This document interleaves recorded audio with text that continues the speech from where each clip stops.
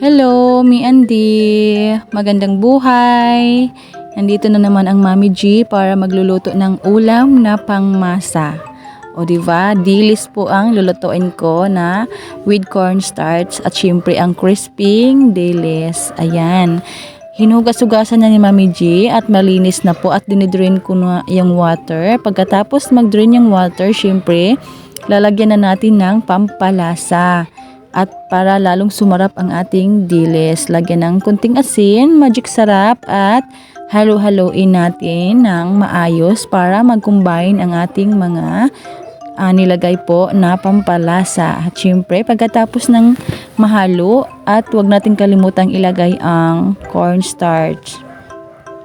Kasi ang cornstarch dyan po ay nagbibigay ng para magbuo yung ating dilis at hindi maghihiwa-hiwalay at lalong-lalo na para maging crispy po ang kalalabasan ng ating dilis pag maluto na ito. At ayan po, mi Andy. Napakasarap nitong ulam na ito at ang tawag dito sa amin, mi Andy, ay bulinaw. Yes po, bulinaw ang tawag dito sa amin at sa Tagalog ay dilis, di ba? Alam ko, char. Ayan na po, hinalo-halo na ni Mami G. Dapat ganito po yung texture niya. Parang malapot-lapot na po. Ayan. Yung perfect po na pagka-crispy niya. Ayan. At ayan na po. Pagkatapos dito ay syempre nagpainit ng kawali at ilagay na ang ating mantika para maluto na ang ating recipe. At syempre, pag nanay ka na dapat, alam mo kung ano yung napakaswak po sa budget. At syempre, yung dilis po sa amin ay mura lang.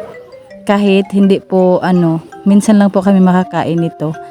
Pag time ng mga dilis-dilis dito sa amin, syempre lang po talaga, napakamura. Aabot lang yan ng 50 ang kilo. At ngayon po ay nakabili kasi ako kaya kalahating kilo na lang yung binili ni Mami G. At ayan po yung ating first batch. Naku, ang crispy niyan, mi Andy, tingnan niyo po oh. Diba? Nakakatakam. Sharing.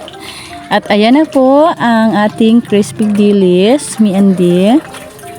At sana po ay nag-enjoy po kayo sa aking video for today.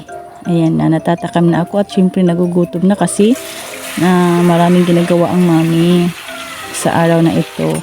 At ayan po, ulit-ulitin lang natin hanggang sa matapos po ang ating pagluluto. Ayan, mi Andy.